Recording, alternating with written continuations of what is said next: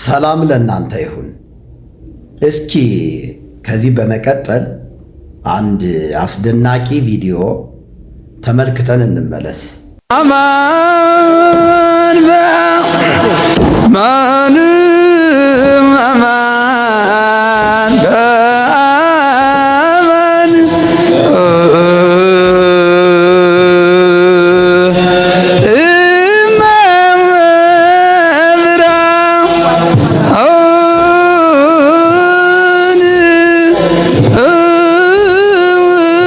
ተወልደት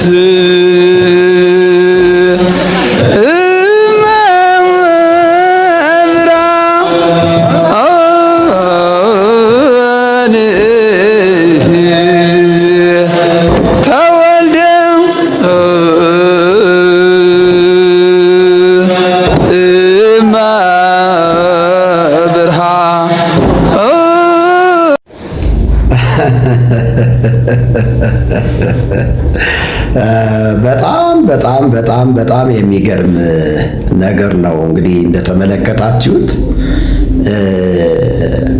የዚህን ሰውዬ ምላሽ በቃሉ እውነት በደንብ አፈራርሰዋለሁ ማለት ነው። አንደኛ መተቸት ሲጀምር ትርጉም አይችልም ብሎኛል። ሁለተኛ መጽሐፉን ራሱ አያውቀውም፣ መጽሐፈ ዚቅ ወመዝሙር የሚባል አይደለም ማለት። እንግዲህ እኔ ደግሞ ሁሌ የማወራው በማስረጃ ስለሆነ እስኪ ወገኖቼ ይችን ተመልከቷት። ምን ትላለች? መጽሐፈ ዚቅ ወመዝሙር ነው አይደል የምትለው? እንዲያው የተዘቀዘቀች ስለሆነች እንዲዘቅዝቄ ላሳያችሁ መሰለኝና መጽሐፈ ዚቅ በራሱ ዝቅዝቅ አይደል? ይታያችኋል አይደል? ይሄው በደንብ እዩልኝ። መጽሐፈ ዚቅ ወመዝሙር ይባላል። እንግዲህ መጽሐፈ ዚቅ ወመዝሙር ገጽ 174 ላይ ታገኙታላችሁ ማለት ነው።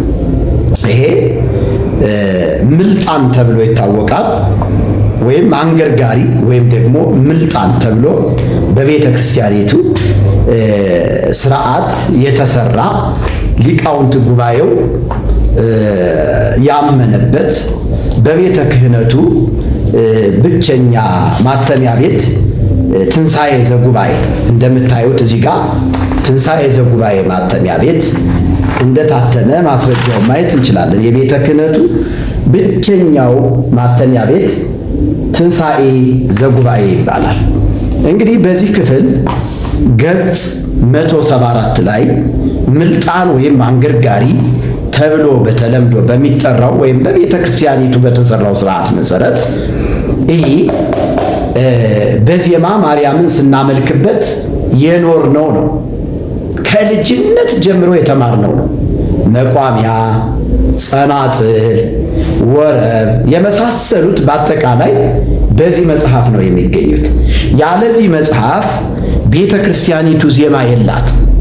ወርሃ በዓል በለው ክብረ በዓል በለው በዚህ መጽሐፍ መሰረት ነው ዜማን የምታዜመው። እሁድ እሁድ እንዲሁም በወርሃ በዓል የጊዮርጊስ የተክለ ሃይማኖት እንዲሁም ከ1 እስከ 30 ያሉትን በአጠቃላይ በዚህ አውጣጥታ አስቀምጣ ወርሃ በዓልና ክብረ በዓልን በዚህ መጽሐፍ ማርያምንና ፍጡራንን ታመልካለች። እንግዲህ ገጹን ነግሬያችኋለሁ። ገጽ 174 ላይ እንደዚህ ይላል። ዮም ፍስሐ ኮነ በእንተ ልደታ ለማርያም እምሃና ወኢያቄም ከመ ትቤዙ ነቢያተ ወጻድቃነ አማን ተወልደት እመብርሃን ይላል። እንግዲህ ሰውየው መጽሐፈ ዚቅ ወመዝሙር አይባልም በማለቱ ይህንን መጽሐፍ ሁላችሁም በተውሶም ሆነ በመግዛት አይታችሁ እንድታረጋግጡ በታላቅ አክብሮትና ፍቅር እጠይቃለሁ ማለት ነው። ሌላው ይህ ሰውዬ በቤተ ክርስቲያኒቱ ዕውቅና አለኝ ዕውቀት አለኝ ሊቅ ነኝ ብሎ እኔን ከመተቸቱ በፊት ራሱ ለመተርጎም እንደሞከረው ትርጉሙን ፈጽሞ አልዋለበት፣ አሉ አለበት። እንግዲህ ገጹን ነግሬያችኋለሁ። ገጽ 174 ብያችኋለሁ። በዚህ ውስጥ የምታገኙት ማርያም ከሐናና ከኢያቄም ነቢያትና ጻድቃንን ተዋጅ ዘንድ ስለተወለደች ነው የሚለው። ማን? ማርያም ከሐናና ከኢያቄም ስለተወለደች ይላል። እምሐና ወኢያቄም ተመልከተው በደንብ እንዲያው ትርጉሙን ልተርጉምልህም አንዲያው ዮም ፍስሐ ኮነ በእንተ ልደታ ለማርያም። እንግዲህ ይሄንን ስንተረጉመው ማርያም ከሐናና ከኢያቄም ነቢያትና ጻድቃንን ተዋጅ ዘንድ ስለተወለደች ዛሬ ምን ሆነ ይላል? ደስታ ሆነ ይልና ተወልደት እመብርሃን የሚለውን ደግሞ ስንተረጉመው አማን ተወልደት እመብርሃን የሚለውን ስንተረጉመው ደግሞ የብርሃን እናት ተወለደች ነው የሚለው። አያው በእውነት አማን የሚለው በእውነት ማለት ነው። አማን ማለት እውነት ማለት ነው። አማን አማን እብለክሙ ጌታ ኢየሱስ ክርስቶስ እውነት እውነት እላችኋለሁ ሲል አማን አማን እብለክሙ። አያችሁ፣ አማን ተወልደት እመብርሃን በእውነት የብርሃን እናት ተወለደች ይላል። ስለዚህ ምን እናድርግ? ደስታን እናድርግ እያለን ያለው ትርጉሙን እንደዚህ አድርገህ ነው ቁልጭ አድርገህ ነው መተርጎም ያለብህ ወዳጄ ሆይ። እኔ አሁን ይሄ መጽሐፍ ቅዱሳዊ አይደለም፣ ከመጽሐፍ ቅዱስ የእግዚአብሔር ቃል እውነት ጋር ይጣረሳል ብዬ ያልኩትን ከመጽሐፍ ቅዱስ ጋር እንደማይጣረስ አድርጎ ሰዎችን ለማሰናከል የለመደውን የሐሰት እና የአጋንንት ትምህርት እየዘራ ሰዎችን የማሰናከል ስራ እየሰራ ነው ይሄ ሰውዬ። ንቁበት። ተአቀቡኬ እምሐሳውያን ነቢያት የሚለውን ይብል ተአቀቡ ምናምን ምናምን ብሎት ሄደ። አያችሁት? እኔ እልሃለሁ ወዳጅ፣ አንተ ራሱ ሐሰተኛ አስተማሪ ነህ፣ የአጋንንት ትምህርት አስተማሪ ነህ። በዚህ ድርሰት በእርግጥ በእግዚአብሔር እውነት ላይ የተነሳ የጠላት ሐሳብ እንደሆነ መጽሐፍ ቅዱሳችን የእግዚአብሔር ቃል ይናገራል። ለምን ካልከኝ ድንግል ማርያም፣ እኔ ድንግል ማርያም አልላትም፣ አሁን ማርያም ነው የምላት፣ ወይም ደግሞ ንጽሕት እላታለሁ፣ ቅድስት እላታለሁ እንጂ ድንግል አልላትም። ምክንያቱም የበኩር ልጇን እስክትወልድ ድረስ አላወቃትም ተብሎ እንደተጻፈ የበኩር ልጇን ከወለደች በኋላ ድንግል የሚባል ድንግልና የሚባል የላትም። ይህንን ማወቅ አለብህ። ስለዚህ ድንግል ማርያም ፍጡር በመሆኗ ካሳ ወይም ቤዛ ከሚያስፈልጋቸው ከአዳም ዝርያዎች አንዷ እንደሆነች ማወቅ ያስፈልጋል ማለት ነው። ማወቅ ያስፈልጋል። የአዳም ዘር እንጂ የመላእክት ዘር አይደለችም። ከመላእክት ወገን የመጣች አይደለችም። ወይም ደግሞ መለኮት አይደለችም። ይህቺ ማርያም ካሳ የሚያስፈልጋት ያለ ነውር ያለ ኃጢአት የምትኖር ሴት ብትሆንም ነፍሴ ጌታን ታከብረዋለች፣ መንፈሴም በአምላኬ በመድኃኒቴ ሐሴት ታደርጋለች፣ የባሪያይቱን ውርደት ተመልክቷልና በማለት በሉቃስ ወንጌል ምዕራፍ 1 ቁጥር 47 ላይ ቤዛ ወይም መዋጀት እንደሚያስፈልጋት መድኃኒቴ ብላ ስትጠራው እንመለከታለን። አያ የአዳም ዘር በመሆኗ በደንብ አዳምጡ። ፍጡር በመሆኗ ሰው በመሆኗ በአዳም በኩል የተላለፈው ኃጢአት በእርሷም እንደተላለፈ ስለምታውቅ የወለደችውን ልጇን ኢየሱስ ክርስቶስን አምላኬና መድኃኒቴ በማለት የጠራች ነች ይህች ሴት እንጂ እሷ ቤዛ ልትሆን አትችልም። ቤዛ የሚለውን ትርጉም ማወቅ አለብህ ወዳጄ። ቄስም ትሁን መነኩሴም ትሁን መርጌታም ትሁን አላውቅልህም እኔ።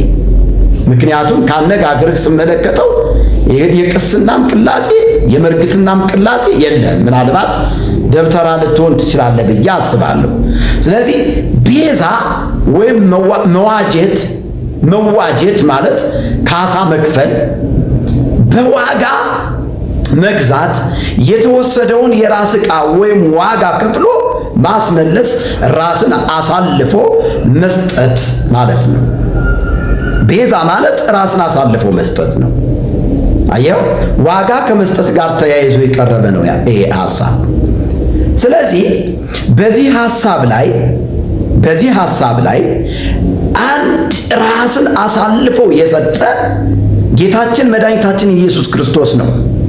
በኃጢአት ምክንያት የተያዘውን የሰውን ልጅ ከሰይጣን ባርነት ወደ እግዚአብሔር መንግሥት ለማፍለስ ራሱን አሳልፎ የእያንዳንዳችንን በደልና ኃጢአት ይዞ ወደ ቅድስት በገዛ ደሙ እንደገባ መጽሐፍ ቅዱሳችን የእግዚአብሔር ቃል ይነግረናል። ስለዚህ ከመትቤዙ ነቢያተ ወጻድቃነ ማለት ድንግል ማርያም ነቢያትና ጻድቃንን ተዋጅ ዘንድ ተወለደች የሚለው ዓይን አውጣ ማስተዋል እንዲኖረን እንደው ምናልባት እንደሚሳሳቱ ሰዎች ካሉ በዚህ ጉዳይ አጽንኦት ሰጥቼ የምናገረው እውነትም እንዳይመስላቸው እንዳይሳሳቱ ነው፣ እንዳይወዛገቡ ነው። ምንድነው መድኃኔዓለም ኢየሱስ ክርስቶስ ያለው ይህን ቃል ሲያስተምር በእነዚህ ሰዎች ላይ አስቀድሞ የተናገረው ኃይለ ቃል ተዓቀቡም ሐሳውያን ነቢያት ተመሳስለው ከሚመጡ ከሐሰተኞች መምህራን ከሐሰተኞች ነቢያት ተጠበቁ ብሏል። ለምን ሲባል ውስጣቸው ተኩላ ነው፣ ውስጣቸው እሾህ ነው፣ ውስጣቸው መርዝ ነው። ግን ላያውን ሳይዋቸው ተመሳስለው ስታዩዋቸው ትክክለኛ መምህራን ወይንም ደግሞ ትክክለኛ ነቢያት ይመስላሉ ብሎ ቃሉን ተናግሮታል። ይሄ የምናየው ሰው አለባበሱን መስቀል ይዟል። እንደውም እንደሚገርመው ነገር መስቀል ይዟል። መስቀሉን እንዴት እንደያዘው ገረመኝ። መጀመሪያ ለመስቀሉ እኮ መሰረቷ ማን እንደሆነች ማወቅ ነው ያለበት። መስቀሉን ለማግኘት ለመስቀሉ መሰረት የሆነችው ቅድሚያ ድንግል ማርያም ናት ማለት ነው። ስለዚህ መስቀሉን የያዘው የማጭበርበሪያ መንገድ ነው። ቀሚሱን የለበሰው ቆሙን ያደረገው የማጭበርበሪያ መንገድ ነው። ቀሚስም እንበል ቆብም ይሄ ሁሉ መገኛው ከማን ነው ሲባል መሰረቷ ለዚህ ሁሉ ድንግል ማርያም ናት። ምክንያቱም መድኃኔዓለም ኢየሱስ ክርስቶስ ከድንግል ባይወለድ ኑሮ ይህ ሁሉ አይደረግም ነበረ። የለም ሊቁም ሲናገር እሱ ያው አጣሞ አተረጓጎሙንም ባይችለው እንደው እኔ የሚገርመው ነገር እንደው ገመናውን በአደባባይ ከመግለጥ ይልቅ ገመናውን ሰውሮ መቀመጥ እኮ በጣም በልብሱ ቢሸፍነው እኛ ምንም ችግር የለውም። በሸፈነው ሸፍኖ ግን ሰውሮ ቢያስቀምጠው መልካም ነበረ። በደንብ አዳምጡ። አንደኛ ገበናውን በአደባባይ ራሱ ገለጠው። ለምንድን ነው? አጣሞ በመተርጎም ብሏል።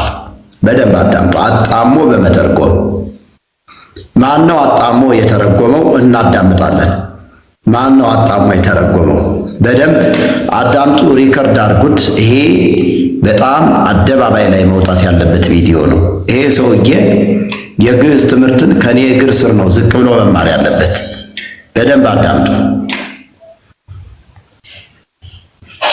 ገመናውን በአደባባይ ከሚገልጥ ይልቅ እንደው መገኛውንም መጀመሪያ ማወቅ ደግሞ አንድ አቋም ነው ወይንም አንድ እውቀት ነው። መጽሐፈ መዝሙር ነው ምናምን ሲለው ነበረ። መዝሙር የሚል አይደለም እሱ።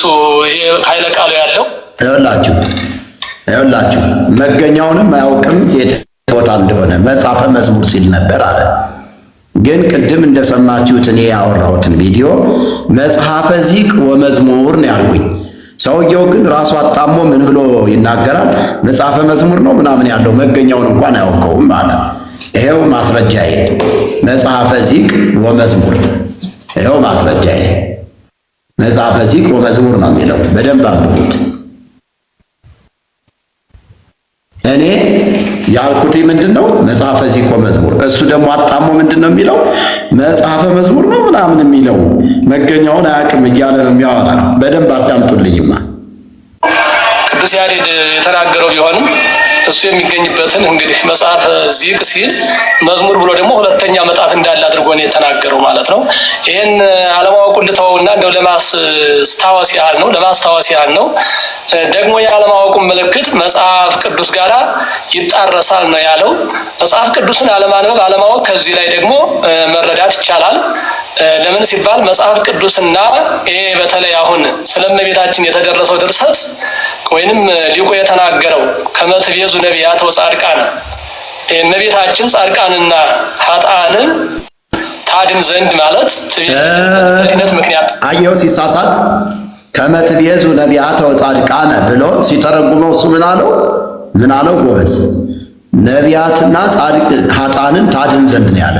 እዚህ ጋር ኃጥአን የሚባል ጭራሽ ግዕዙ ስርወ ቃል አልተጠቀመው። የግዕዙ ስርወ ቃል ውስጥ ኃጥአን የሚል ፈጽሞ የለም እዚህ ውስጥ ማለት ነው። ሰውየው ምንድነው የሚለው? ከመ ትቤዙ ነቢያተ ወጻድቃነ የሚለውን ሲተረጉመው ምን ብሎ ነው የተረጎመው? ነቢያትና ኃጥአንን ተዋጅ ዘንድ። ያሳፍራል። ከመ ትቤዙ ነቢያተ ወጻድቃነ ብለህ እንዴት ጻድቃንን ኃጥአን ታረጋለህ? ከመ ትቤዙ ነቢያተ ወጻድቃነ ነቢያትና ጻድቃንን ተዋጅ ዘንድ ነው የሚለው። ያሳፍራል። ይሄ ከሚያገለግልበት ደብር መውጣት ያለበት ሰው ነው እና እንደገና መማር ያለበት ሰው ነው። ከመ ትቤዙ ነቢያተ ወጻድቃነ ብሎ እሱ ነቢያትና ኃጥአንን ታድን ዘንድ ብሏል። ይሄንን በአደባባይ ገበናውን በደንብ እንገልጠዋለን ማለት ነው። ለድነት ምክንያት ትሆን ዘንድ ድንግል ማርያም ቅድሚያ ከሐና ከኢያቄም ተገኝታለች። ስለሷ ደስታ ተደርጎ ከየት አመጣው? ከሐናና ከኢያቄም ለመገኘቷ አንደኛ ከየት አመጣው? እንደገና ስለ ድነት ምክንያት ነች ለማለት የደፈርክበት መጽሐፍ ቅዱሳዊ እውነት ምን ስፍራ ላይ ነው ያለ? እንዴ ዝም ብለህ እኮ ነው መርዝ የሆነውን ትምህርትን የምትረጨው እንጂ በፍጹም ነቢያትና ጻድቃንን ተዋጅ ዘንድ የሚለውን አንደኛ ነቢያትና ኃጥአንን ተዋጅ ዘንድ ብለህ ተረጎምከው፣ የሌለውን ማለት ነው። ላም ባልዋለችበት ኩበት ለቀማ አሉ አባቶቻችን። በእውነቱ አለማወቅህን እዚህ ጋር አንተ ነህ በአደባባይ ያሰጣኸው ማለት ነው። ስለዚህ አሁን ደግሞ ማርያም ለመዳናችን ምክንያት ነች ስትል ለመዳናችን ምክንያት ሆና የቀረበችበት መጽሐፍ ቅዱሳዊ እውነት የት ላይ ነው ያለ? አስረዳ። ይሄ ሐሰትና ሐሰት ነው ማለት ነው። እና አድርሱልኝ፣ ይሄንን በደንብ አድርሱልኝ ማለት ነው። ይሄ የተደረገበት ለምንድን ነው? 5500 ዘመን ነቢያት ጻድቃን እነ አብርሃም እነ ይስሐቅ እነ ያዕቆብ እነ ኖህ ጠቅላላ ከዚያ ነቢያቱ እንድናለን ብለው ተስፋ ሲያደርጓት የነበሩት ማንን ነው? አያችሁ ነበር። አንቲ ውእቱ ተስፋሁ ለአዳም አመ ይሰደድም ገነትን ያመጣል አይደል? ይሄ ስህተት ነው። መጽሐፍ ቅዱሳዊ እውነት የለውም። አንቲ ውእቱ ተስፋሁ ለአዳም አመ ይሰደድም ገነት። አዳም ከገነት በተሰደደ ወይም ደግሞ በተባረረ ጊዜ አንቺ የአዳም ተስፋው ነሽ። አንቲ ውእቱ ተስፋው ለአዳም፣ አንቺ የአዳም ተስፋው ነሽ። አመ ይሰደድም ገነት፣ ከገነት በተባረረ ጊዜ። አያችሁ ከየት አመጣው? ይሄንን ራሱ ከየት አመጣው? ይሄ የፈጠራ መምህር አንዴ ይዘውት የሚሄዱት ነገር አንዴ መምህር ይቅርታ፣ በጣም እኔ እንኳን ብዙ ለማለት አይደለም፣ በዚሁ እንዲያብራሯት ፈልጌ ነውና ነቢያት ጻድቃን ከልደተ ክርስቶስ በፊት ነበሩ አይደለ? ማን ነው ነቢያቶች ነበሩ አይደል? አሉ እንጂ አሉ። ግን ማንኛውም ነቢይ ሲሞት ወደ ገነት አይገባም ነበር። ቆይ እንጨርስ። አንተ ቆይ እንጨርስ። ይሄን እንጨርስና ይችን በዚህ እንዲያስረዱኝ ነው። ከመ ትቤዙ ነቢያተ ወጻድቃነ የሚለውን ነቢያትም ሆነ ጻድቃንም ከልደተ ክርስቶስ በፊት በጣም ጥሩ ወደ ገነት አይገቡም ነበር። ማውራት ደስ ይለኛል። ከሚያውቅ ሰው ጋር ማውራት። ሰውየው ተሳስቷል አልተሳተም? ወዳጄ ተሳስቷል አልተሳተም? አሁን እኔ የሰማሁት አልተሳሳትም ማለት ሌላኛው ስራት። ቆይ ተሳስቷል አልተሳተም? አዎ ነቢያተ ወኃጥአነ ምናምን አይደል ያለው? እሱን ነው የተሳሳተው። አይደለም መጽሐፉን ይዤዋለሁ። ነቢያተ ወኃጥአነ አይልም። ከመ ትቤዙ ነቢያተ ወጻድቃነ አይልም። ነቢያተ ወጻድቃነ ነው የሚለው። እሱ እኮ አይደለም እሱ ሲተረጉመው ምንድን ነው ያለው? ነቢያትንና ኃጥአንን ነው የሚለው። ታዲያ ነቢያትና ኃጥአንን ይላል። ትርጉሙ እንደዛ ነው አይልም። ሲጀመር መጽሐፉም እንደዛ አይልም። ነቢያተ ወጻድቃነ ነው የሚለው። ነገር ግን እርሱ ችግር አለበት ብሎ እኔን ከመተቸቱ በፊት ነቢያተ ወጻድቃነ ብሎ ነቢያትና ኃጥአንን ታድን ዘንድ ነው ያለ። እዚህ ጋር ታድን ዘንድ አይልም፣ ተዋጅ ዘንድ ነው የሚለው። ነቢያትን እሱማ የግስን ትርጉም እኔ ለእሱ አልነግረውትም። አሁን እኮ እኔን እኮ ተሳስቷል ብሎ ነው ሰውየው እኮ ራሱ ዲዩት ስላደረገ ነው ራሱ እኔን ስለሰራብኝ ነው አሁን እየነገርኩ ያለ። የሰውየው አገላለጹ ስህተት ነው። እኔ እዚህ ጋር ለመናገር የሰውየው አገላለጹ ስህተት አለው የለውም ማለት አይደለም አለው። ነገር ግን አሁን ከበትሪዙ ነቢያተ ወጻድቃነ የሚለው ምንድነው? የፈለኩት ይሄ ነው።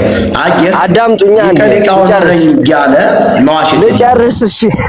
ልጨርስ አንዴ ከዛ በኋላ በዚያው ይዘውት እንዲሄዱ ፈልጌ እኮ እውነት በመናገርህ ጥሩ ነው። እንጨርሰው፣ ቪዲዮውን እንጨርሰው። እሺ ቆይ አንዴ ይስሙኛ፣ አንዴ ይስሙኝ። ቆይ በእሷ እንድናለን ብለው ይላል። በደንብ አዳምጡ። በእሷ እንድናለን ብለው ትንቢት ተናግረዋል ይላል። በደንብ አዳምጡ። ነቢያቱ በእሷ እንድናለን ብለው ትንቢት ተናግረዋል ይላል።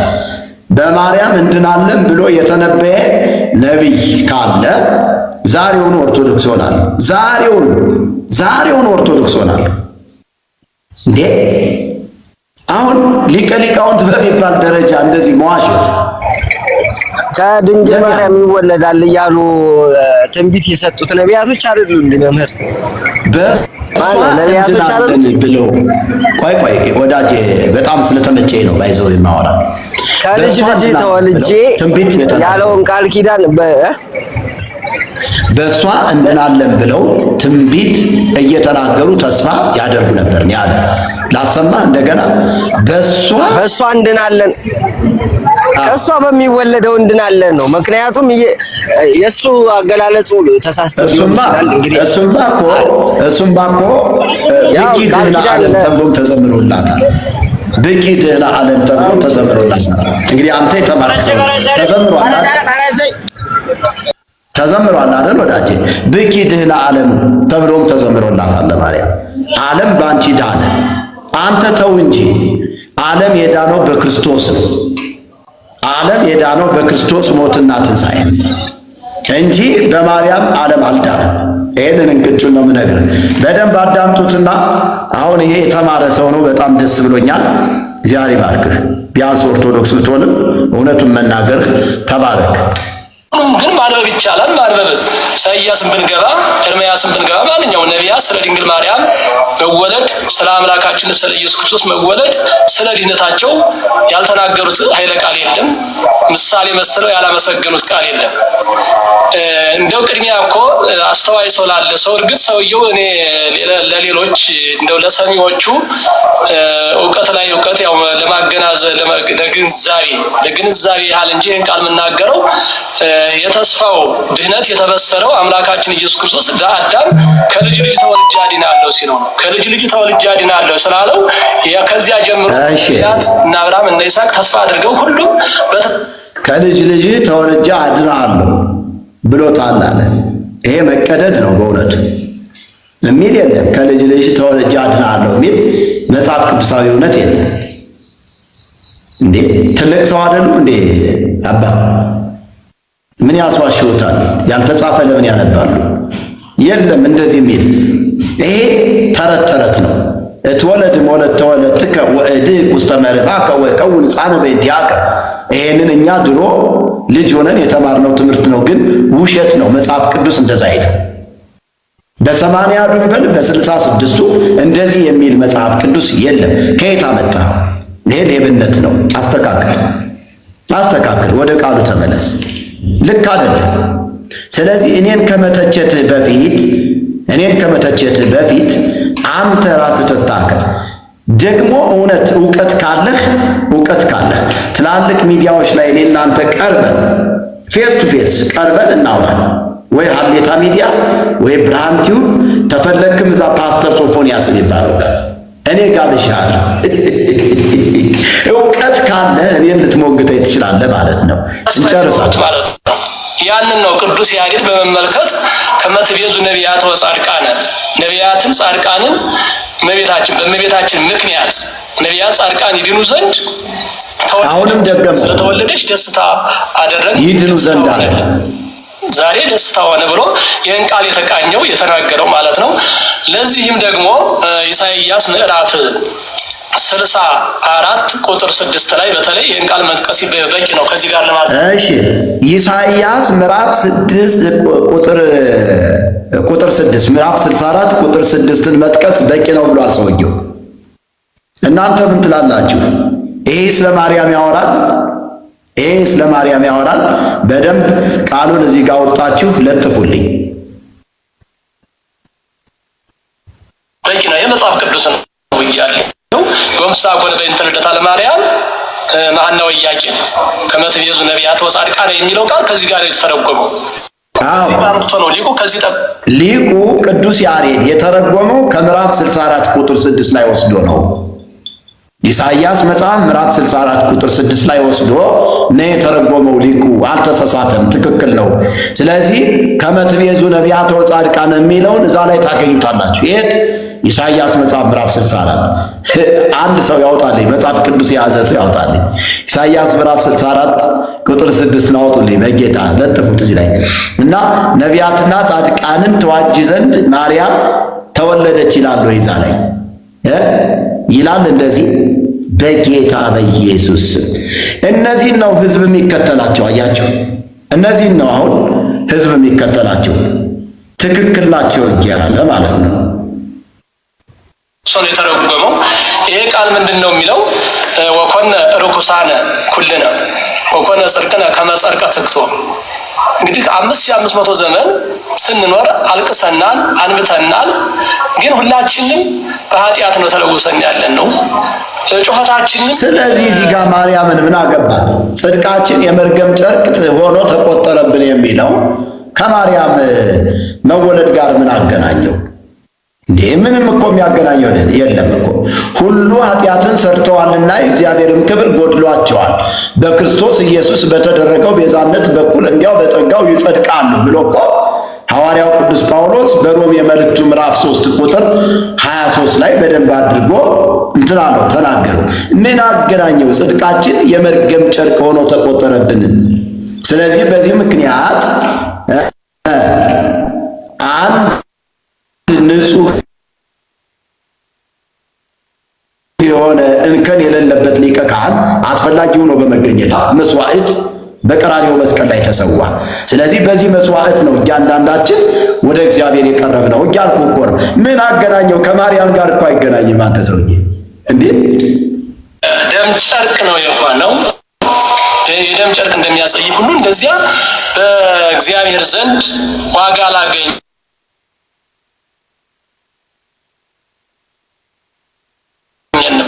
ብሎ ነቢዩ ይህን ቃል ሲናገረው ክርስቶስ ተወልዶ እንደሚያድረግ አሁን ግን ያለን ነው እውነት ስራ ብንሰራም ያ እውነት የምንሰራው ስራ የደም ጨርቅ ነው ብሎ በደም ጨርቅ መስሎ ተናግሮታል ነቢዩ ኢሳይያስ። እንደውም ይኸውም አልበቃውም። ይህንን ብሎ በሚለምንበት ጊዜ ወደ ፈጣሪ ልመና እያቀረቡ ባሉበት ነቢያት ምልክት ተሰጣቸው። ኢሳይያስ ምዕራፍ 7 ቁጥር 14 ላይ ናሁኪ በእንተ ዝንቱ ይሁበክሙ እግዚአብሔር ትእምርተ፣ እነሆ ለዚህ ለጭንቀታችሁ ተጨንቃችሁ ድነትን ለማግኘት ለምትለምኑት ልመና ምልክት ፈጣሪያችሁ እግዚአብሔር ይሰጣችኋል ተብሎ ተነገረ። እዚያው ቃል ማለት ነው።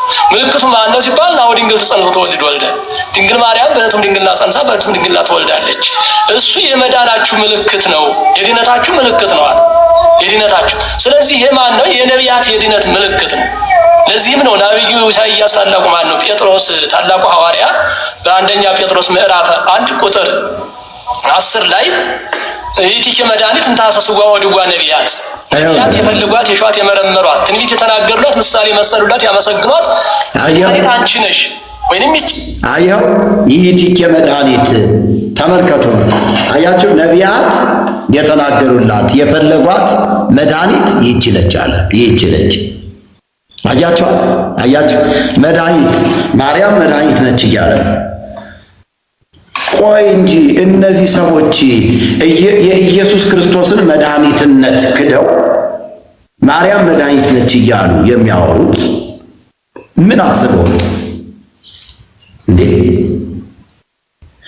መጽሐፍ ቅዱስ ስለ ኢየሱስ ክርስቶስ ብቸኛ መድኃኒትነት ይነግረናል። ስለ ኢየሱስ ክርስቶስ አዳኝነት ይነግረናል።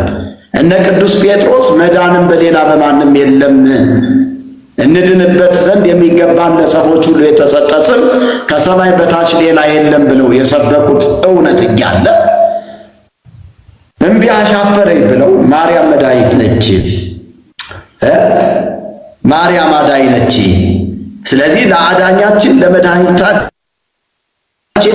ኑ እንስገድ፣ እንገዛላት፣ እንቀኝላት እያሉ እየዘመሩ ነው እነዚህ ሰዎች። ለአዳኛችን ለመድኃኒታችን ለድንግል ማርያም ኑ እንስገድ፣ እንገዛላት እያሉ ነው። ለአዳኛችን ለመድኃኒታችን ለኢየሱስ ክርስቶስ ኑ እንስገድ፣ እንገዛለትም ነው መባል ያለበት ወገኖች። ኢየሱስን ክዶ ማርያምን ምን ማለት ነው ይሄ? ኢየሱስን ጥሎ ማርያምን ምን ማለት ነው ይሄ? ፍጡር የማምለክ በእግዚአብሔር ፋንታ ፍጡርን ማምለክ ምንድነው ጥቅሙ ነው እኔ ጥያቄ። አንተ እንደተናገርከው ይሄ ስለ ማርያም አያወራም። አንድም ስፍራ ላይ ከጠቀስካቸው ጥቅሶች ከተናገርካቸው ነገሮች አንድም ስፍራ ላይ ማርያም የለችበትም። ማርያም የለችበትም። ነቢያቱም ስለ ማርያም ሳይሆን ስለ ኢየሱስ ነው የተናገሩ። እሱ ራሱ መጽሐፍት ሁሉ ስለ እኔ ይናገራሉ ነው ያለ። መጽሐፍት ሁሉ ስለ እኔ ይናገራሉ ነው ያለ። አያችሁት? ስለዚህ የኢትዮጵያ ኦርቶዶክስ ተዋሕዶ ቤተ ክርስቲያን አስተምሮ ክርስቶስን ሳይሆን የሚናገረው ማርያምን ነው። ሕዝቡ ክርስቶስን እንዲያመልክ ሳይሆን ማርያምን እንዲያመልክ ነው ጥሪ እየቀረበ ያለው። እኛም ማርያምን ስናመልክ ነው የኖርነው። ይፈለጠ ወኢሌለ አልቦ አይሁዳዊ ወአልቦ አረማዊ ኩሉ ዘየአምን ወፀውአ ስማ ለማርያም ውእቱ ይድህን ወይረክብ ሕይወተ እያለ ፈጽሞ ልዩነት አላደረገም። አይሁዳዊ የለም፣ ጨዋም የለም፣ ባሪያም የለም። ያመነና የማርያምን ስም የሚጠራ ሁሉ ይድናል፣ የዘላለም ድህነትንም ያገኛል እያልን ስንዘምር ነው የኖርነው። ዛሬም ያለችዋ ቤተ ክርስቲያን የማርያም ስም በመጥራት ድነት እንደሚገኝ እያስተማረች ነው፣ እየዘመረች ነው፣ ማርያምን እያመለከች ነው። በደንብ ጨምርልህ አይደለ እንዴ? በደንብ ጨምርልህ አይደለ? ማርያምን በደንብ ነው የምታመልኳት እናንተ ኦርቶዶክሳውያን። እኔ በጣም እየወደድኳችሁ ልንገራችሁ፣ ሌላው ስለሚፈራ ላይነግራችሁ ይችላል። እኔ እየወደድኳችሁ ግን እውነቱን አፍልጬ ልንገራችሁ። እናንተ የምታመልኩ ማርያምን ነው የምታመልኩ።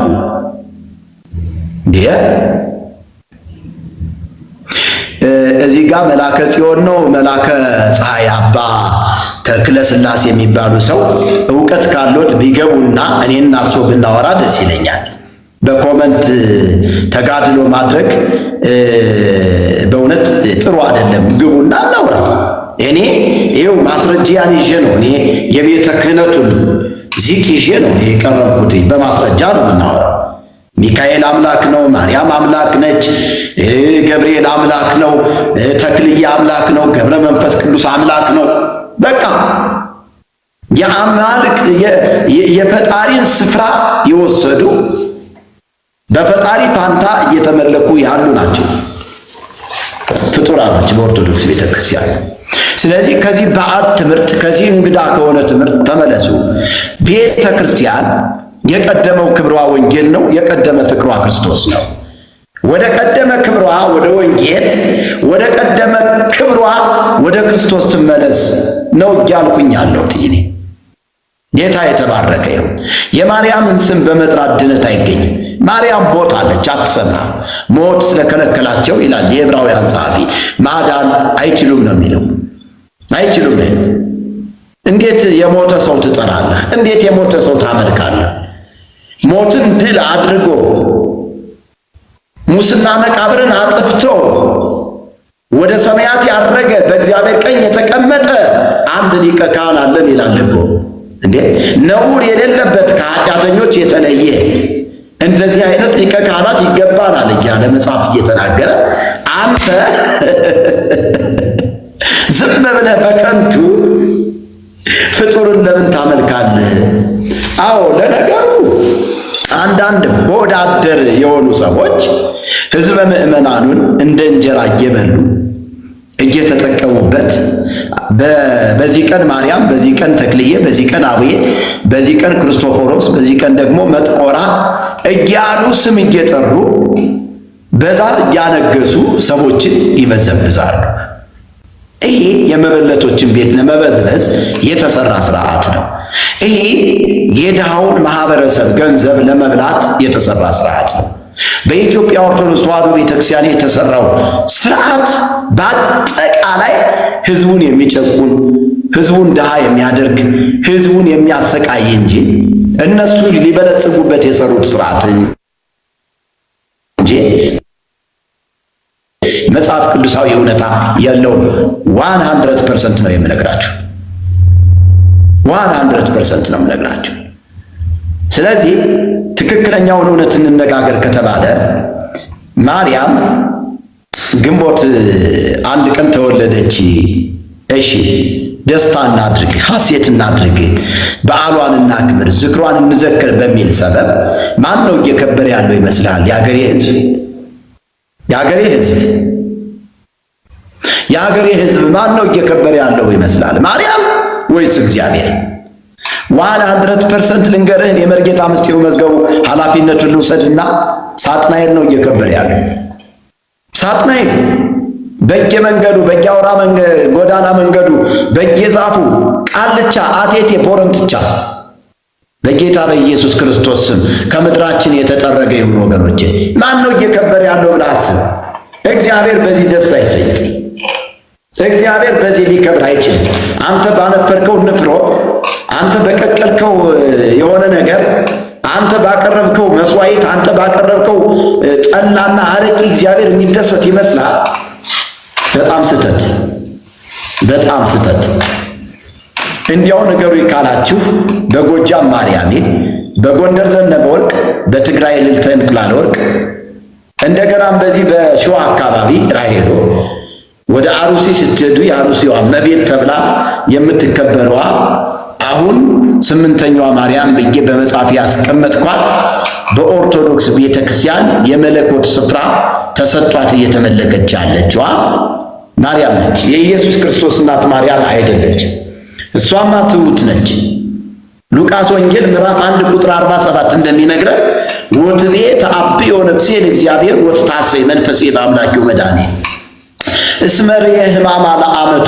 አያችሁ፣ ነፍሴ ጌታን ታከብረዋለች፣ መንፈሴም በአምላኬ በመድኃኒቴ ሐሴት ታደርጋለች፣ የባሪያይቱን ውርደት ተመልክቷል ብላ ራሷን ዝቅ አድርጋ አምላክና ጌታ መሆኑን አውቃ እሱን ብቻ ያገነነች፣ እሱን ብቻ ያከበረች፣ ከዚህ ቀን ጀምሮ ትውልድ ሁሉ ብፅዕት ይሉኛል ብላ ብፅዕናዋን የመሰከረች ነች ይቺ ማርያም።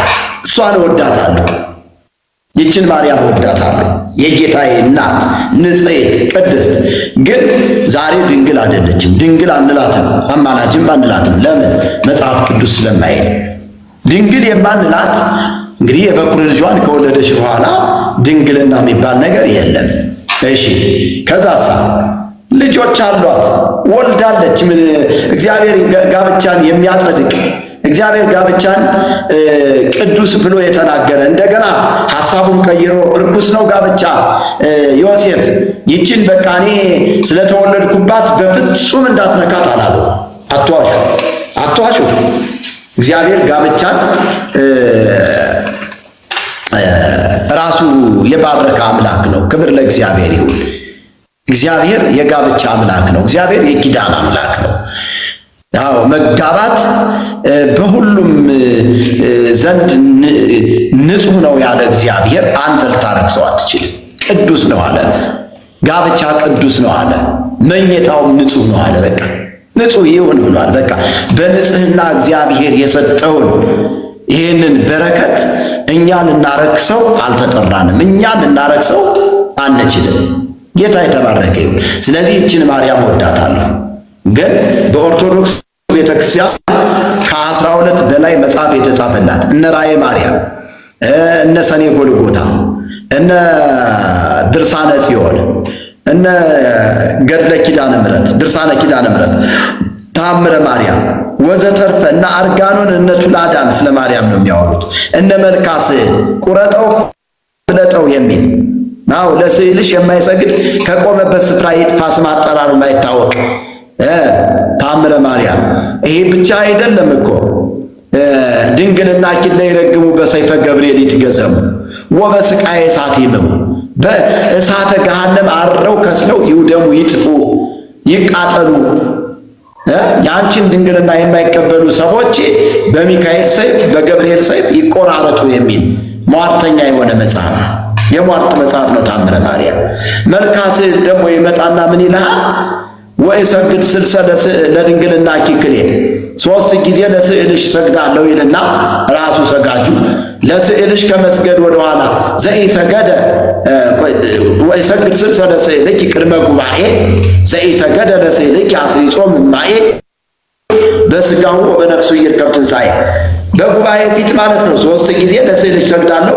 ለስዕልሽ ከመስገድ ወደ ኋላ ያለ ያፈገፈገ ሰው ቢኖር በነፍሱም በስጋውም ትንሣኤ አያገኝም እያለ የሚያስፈራራ እሰግድ ለኪ ወእየድሰኪ ለፀሐየ ጽድቅ ሰረገላው ለአዳም ጥንተ ተስፋው ለበላይ ሰቤዛው ይላል።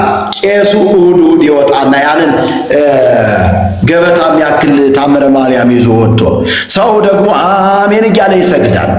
ግንስ እርግማን እየተረገመ ነው። አንተ እርግማን እየተረገመ አይገርም?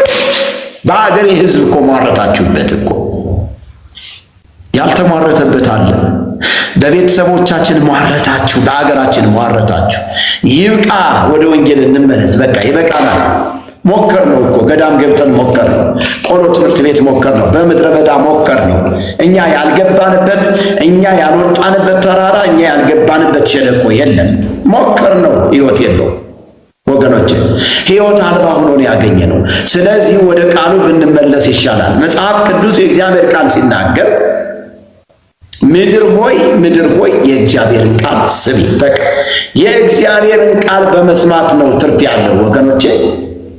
የእግዚአብሔርን ቃል በመኖር ነው የእግዚአብሔርን መንግሥት መውረስ የሚቻለው። ዘየአምን በወልድ በሕይወት ዘለዓለም፣ በወልድ የሚያምን የዘላለም ሕይወት አለው። የማያምን ግን አሁን በአንድ ልጁ በአንድ ልጁ ስላላመነ ተፈርዶበታል ነው የሚለው። እግዚአብሔር በላከው በውድ ልጁ ያላመነ አሁንም በፍርድ ውስጥ ነው ያለው። በፍርድ ውስጥ ነው ያለው ወገኖች ሆይ። በእርሱ የሚያምን ሁሉ የዘላለም ሕይወት እንዲኖረው እንጂ እንዳይጠፋ እግዚአብሔር አንድያ ልጁን እስኪሰጥ ድረስ ዓለሙን እንዲሁ ወዷል። ዓለም በልጁ እንዲድን እንጂ በዓለም እንዲፈርድ እግዚአብሔር ወደ ዓለም አላከውም አለ። እግዚአብሔር ወደ ዓለም የላከው መልእክተኛ እንከን የሌለበት ሊቀ ካህናት አዳኝ የናዝሬቱ ኢየሱስ ክርስቶስ እኛን ሊፈርድብን አይደለም የተላከ፣ እኛን ሊያድነን የተላከ። እኛን ሊያድነን የተላከውን ደግሞ መቀበል ግዴታችን ነው። ለተቀበሉት ሁሉ በስሙ ለሚያምኑት የእግዚአብሔር ልጆች የሆኑ ዘንድ ስልጣንን ሰጣቸው። እሱ ራሱ ሕይወት ይዞ ነው የመጣ። ራሱ የሕይወት ባለቤት ነው። አነ ውእቱ ፍኖተ ጽድቅ ወሕይወት ወአልቦ ዘይመጽእ ኀበ አብ ዘእንበለ እንተ አቤ። እኔ እውነትና ሕይወት መንገድም ነኝ፣ በእኔም በቀር ወደ አብ የሚመጣ የሚገባ የለም አለ። በቃ የለም ካለ የለም ነው። ምን ያንከራትታል የኔ ወዳጅ እህቴ? ምን ያንከራትትሻል? ስለዚህ ወደዚህ እውነት ነው መምጣት የሚያስፈልግሽ። ወደዚህ ሕይወት ነው መግባት የሚያስፈልግሽ። ክብር ለአምላካችን ለእግዚአብሔር ይሁን። ኢየሱስ ክርስቶስ ጌታ ነው። ሃሌሉያ። አሁን ግን በክርስቶስ ኢየሱስ ላሉት ኩነኔ የለባቸውም ማለት ምን የለባቸው? ኩነኔ የለባቸውም ማለት።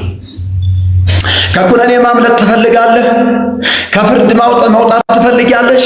እንግዲያውስ ኢየሱስ ክርስቶስን የሕይወትሽ አዳኝና ቤዛ አድርገሽ ተቀበይ። ማርያም ቤዛ አይደለችም።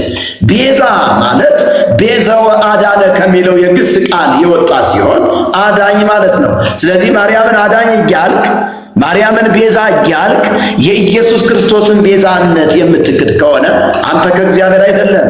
እመነኝ፣ አንቺ ከእግዚአብሔር አይደለሽም። ይህን የምታደርጊ ከሆነ ክብር ለመንፈስ ቅዱስ ይሁን።